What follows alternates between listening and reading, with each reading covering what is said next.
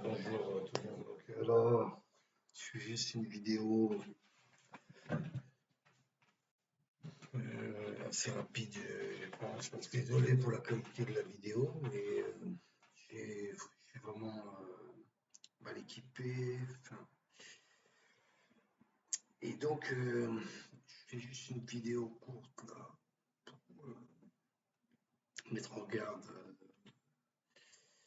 sur la Bézins, ce religieux, donc, qui en fait est un diacre. C'est un diacre, hein, ce n'est pas un prêtre, même si je vous dis dans son apparence, tout ça, il fait tout pour se faire passer pour un prêtre, c'est ce que je lui ai fait remarquer dans un commentaire. Mais il précise nulle part, je ne l'ai pas trouvé nulle part qui disait qu'il était diacre, étrangement.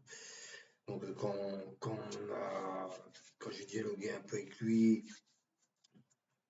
comme d'habitude, il a trouvé une parade, c'est-à-dire que là, il a trouvé oui, est-ce que ça, François d'Assise était moins blabla qu'un prêtre et je ne sais plus quel autre ça qui était diacre. Bon, comme d'habitude, il va trouver qu'il y a une parade. Ça ne m'étonne pas parce que je le suis depuis quelques années et avant même qu'il réponde, je sais qu'il va contredire. Donc ça fait plusieurs années que j'ai essayé de l'aider, on va dire, par charité pour qu'il se sorte de son délire, c'est le mot, religieux, croyant qu'il sait tout, croyant qu'il a lui seul la vérité. Alors que bon, je lui donnais beaucoup d'arguments, dont le principal est celui-ci, c'est que avec toutes ces objections, argumentations, il essaie de démontrer que il y a des faux papes depuis Vatican II,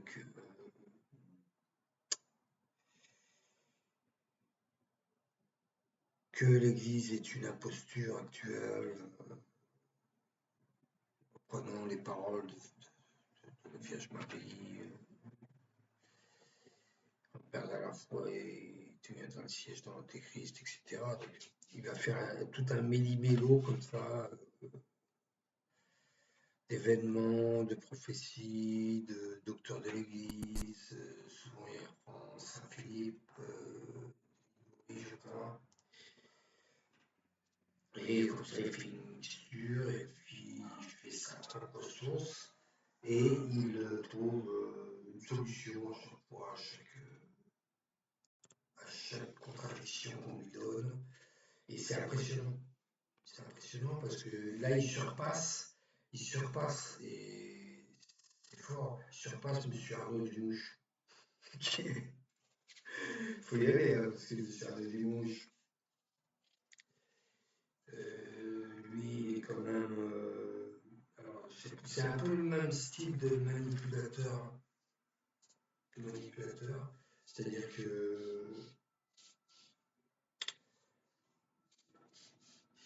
qu'ils ont toujours une réponse, ils ont toujours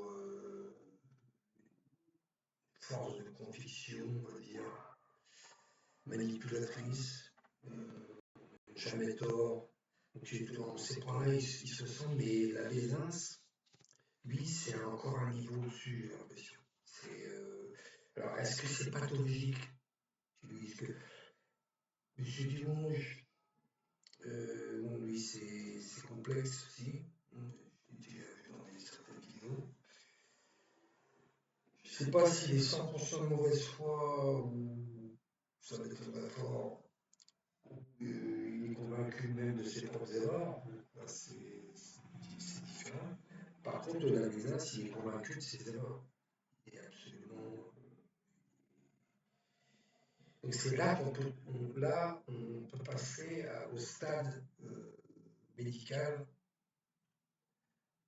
voire psychiatrique, quoi. Parce que là, quand la personne est absolument certain de son raisonnement bien qu'on lui fournit, bien que lui fournissant X, X arguments imparables que je lui ai fournis, il est obstiné, quoi. Jusqu'à la mort, il sera obstiné. Donc là, on peut se poser la question, est-ce qu'il n'y a pas un trouble psychiatrique?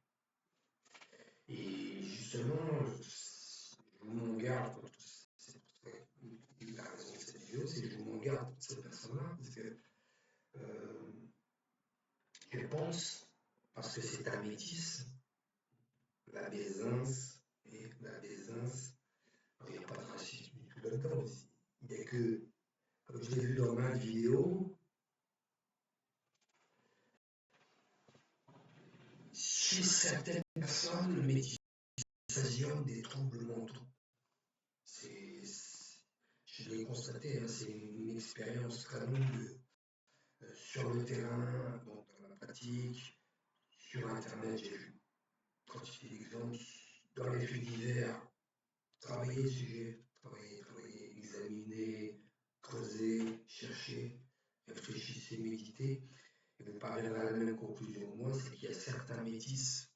Donc, est-ce que c'est un mélange de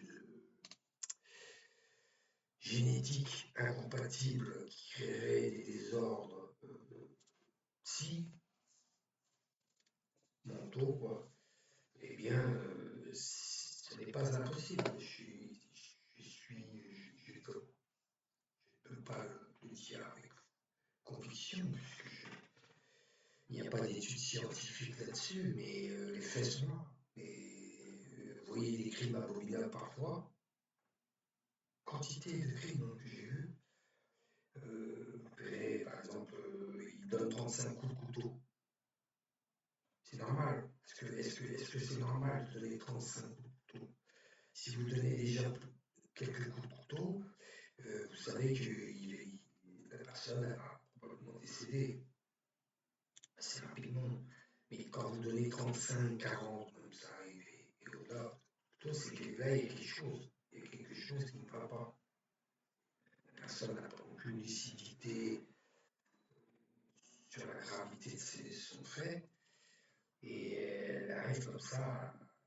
Et comme par hasard, je fais des recherches. Que vois-je? C'est un métis. Métis, c'est pas forcément un métis de couleur. Vous pouvez même avoir des métis blancs. Je sais pas, un Albanais avec un Français, un Allemand avec un Anglais, etc.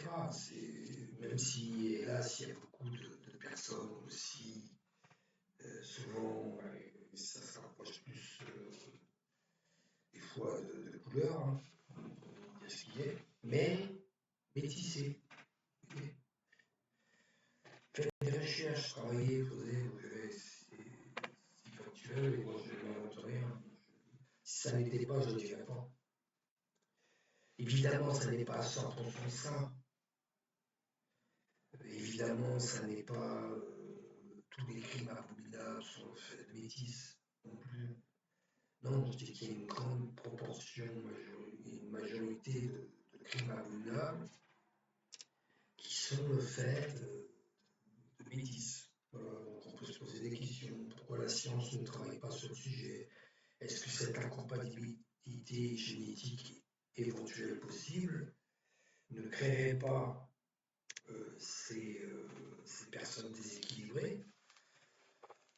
C'est une hypothèse, c'est possible, ça n'est pas rejeté, ça serait à travailler, mais comme ce monde-là, il ne peut pas aller dans des chevaux, il ne peut pas s'aventurer dans des terrains, sur des terrains inconnus, obscurs, eh il va se taire, parce que ça peut choquer, ça peut... Moi, ça ne me choque pas, voilà, donc c'est un désastre, c'est un métis, étrangement. Et vous voyez, il n'y a aucune cohérence d'esprit, il n'y a aucune. C'est, tout est mélangé, quoi. C'est-à-dire que j'arrive même pas à le suivre, c'est vous dire. Je pense que j'ai une certaine aptitude à des choses, décrypter les personnes, parce que je me suis quand même formé autodidactement en psychologie, en études comportementale. Et cette personne-là, on n'arrive pas à la caser, quoi. C'est là qu'on bah, il y a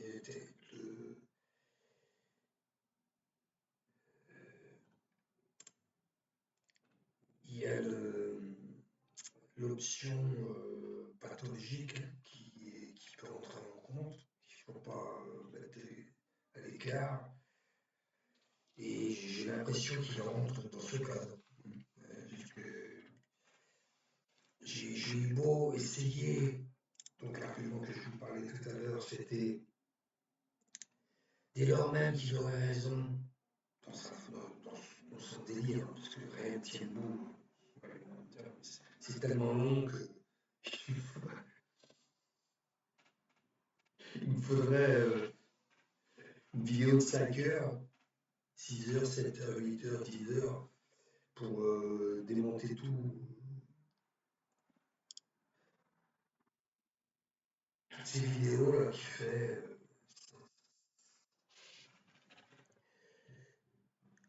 Donc, dès lors même qu'il aurait raison, suivant ce qu'il dit là, eh bien, en quoi cela justifierait-il ses interventions, sa présence, ses écrits aussi, puisqu'il écrit un peu de livres. En quoi cela justifie, en fait, puisqu'il n'a pas comment dire, il n'a pas la position pour le rôle, pour faire ce qu'il fait. C'est un diacre, donc normalement il devrait être soumis à l'autorité, à sa hiérarchie, mais comme je vous dis, il a rompu tous les liens, il est scellé dans une maison, là, sans doute un héritage, il est scellé dans son truc, et puis il fait penser ses hérésies comme ça, affreuses, qui entraînent beaucoup d'âmes à sa suite, il met en danger les âmes, d'où la raison de cette vidéo, le salut des âmes. Et donc il fait il est bien aidé par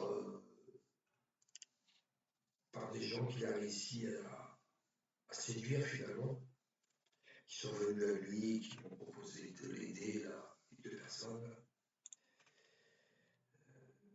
Et donc, eh bien, il n'a pas ce rôle-là. Aucun cas, l'autorisation de soulever le trou comme ça, en avançant des délires qu'il crée dans son esprit, je vous dis, son esprit là, qui pour moi est détraqué, et il n'a pas cette autorisation-là, il n'a pas à prendre cette responsabilité-là. Vous voyez, déjà, c'est un acte d'orgueil, il s'octroie une responsabilité, un peu comme Arnaud Dumouche, qui invente une thèse, par exemple, la vie après la mort, et puis qui dit que rien ne s'oppose.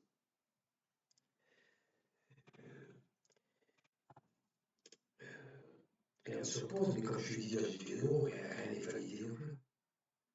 Rien ne s'oppose, mais rien de ce qu'il argue de nouveauté n'est validé. Rien ne s'oppose par rapport à la doctrine actuelle et rien non plus n'est validé.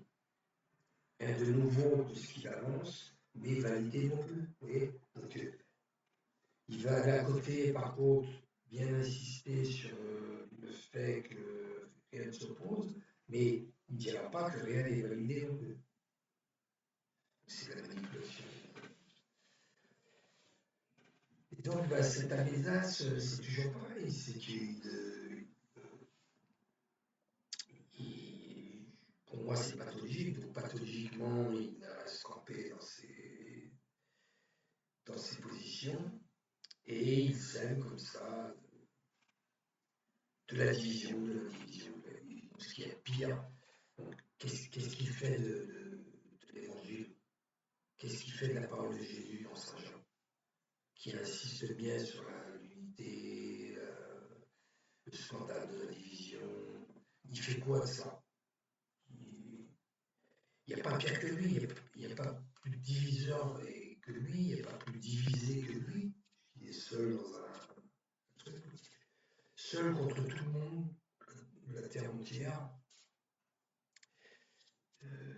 avec des arguments grotesques qui ne tiennent pas debout, qui ne tiennent pas la route. Mais pour lui, dans son esprit encombré, il a raison. Donc,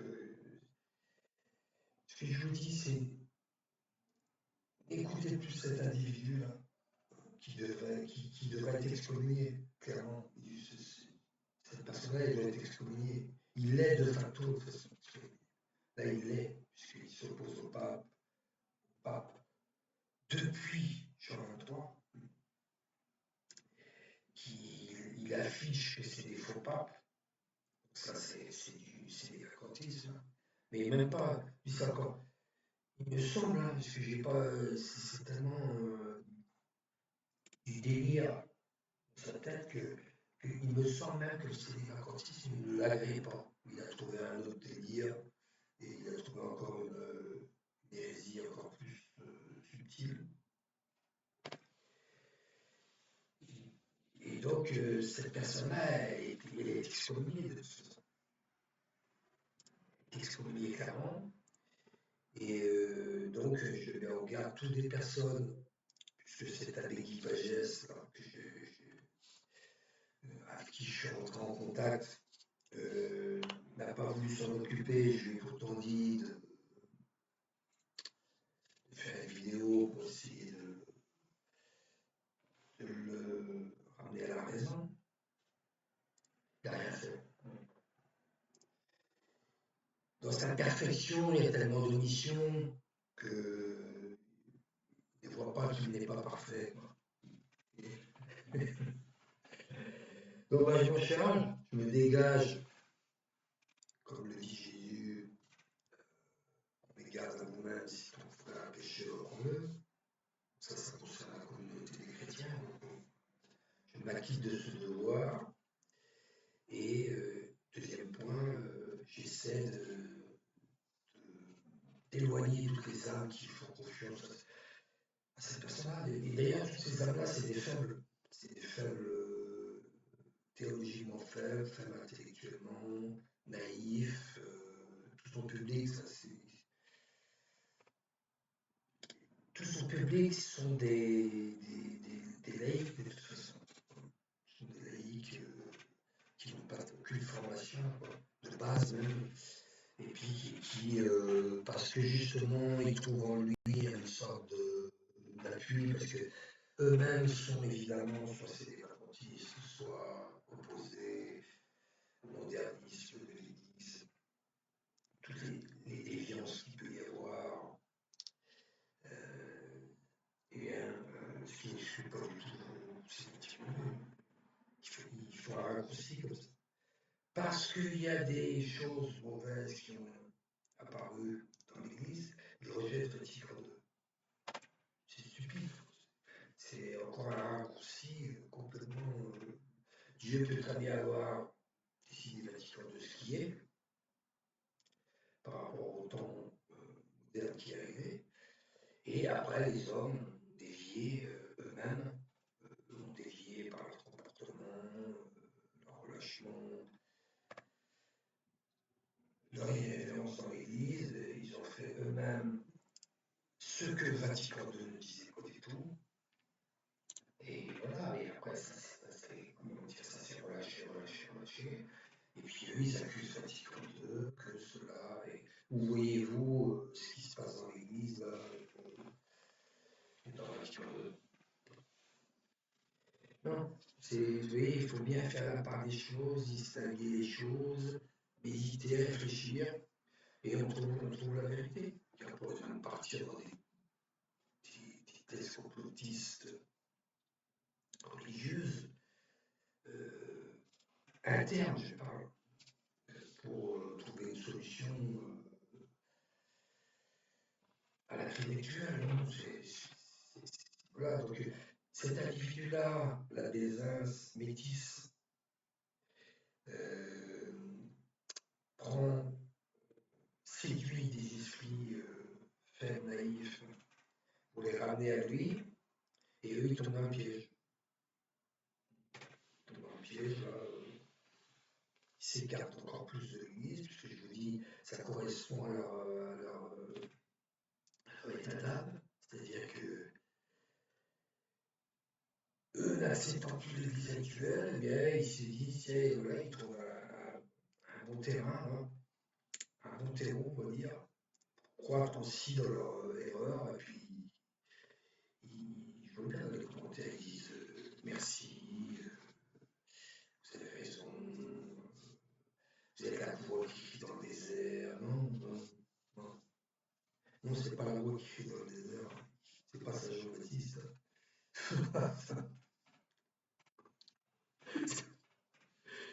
C'est pas ça Jean-Baptiste, je vous le garantis.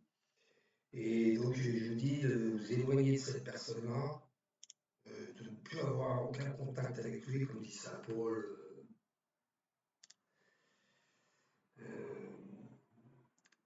Il n'y a plus de, je ne sais plus la citation exacte, il n'y a plus de contact avec lui, il aura honte. Bon, ben, c'est ça, il ne faut pas avoir contact avec des gens comme ça, hein. Parce que là, il est dans l'erreur, et non seulement il est dans l'erreur lui-même, un excommunié pour moi, mais il attire les autres. C'est ça que je n'accepte pas. Je fais mon devoir de chrétien, et non, suivez l'Église, telle qu'elle est. Dieu ne peut pas avoir mis des faux papes, des usurpateurs, c'est impossible. N'essayez pas de tout comprendre, c'est ce que je vous demande, n'essayez pas de tout comprendre comme il essaie lui de le faire, parce que ça n'est pas à notre portée déjà. Euh, les mystères de Dieu, ça ne nous regarde pas, c'est inaccessible. N'essayez pas de tout résoudre sur la crise de l'Église là. Suivez ce que Jésus a dit, suivez Pierre, et c'est ce qu'il faut faire. Après, ça n'est pas de ma responsabilité, de mon ressort de résoudre toutes les questions, les problèmes.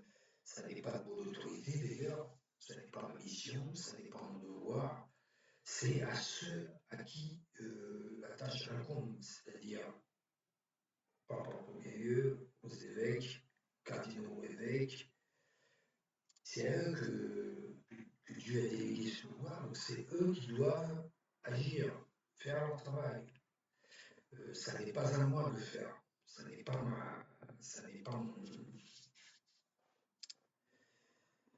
mission, je le répète, simple chrétien. Si je suis moi un petit fidèle là, mon devoir c'est d'être chrétien, de faire ce que Dieu me demande en suivant la doctrine, et point.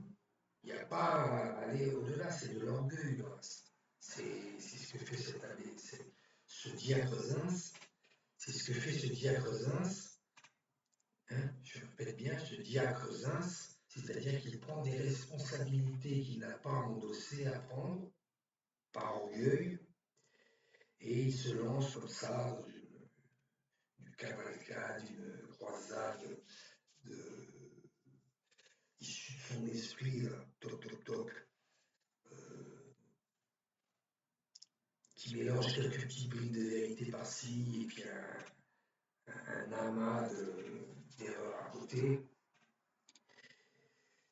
Donc non, chacun est à sa place dans l'Église, chacun a son rôle, chacun a sa mission, sa fonction, et chacun doit suivre ce rôle-là. C'est le simple bon sens. Et c'est incroyable que moi, je dois vous le dire.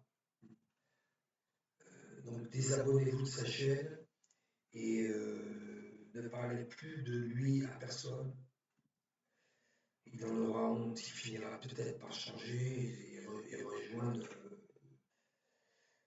le bon chemin, l'unique chemin de Dieu, et pas tomber dans des délires d'orgueil comme il le fait.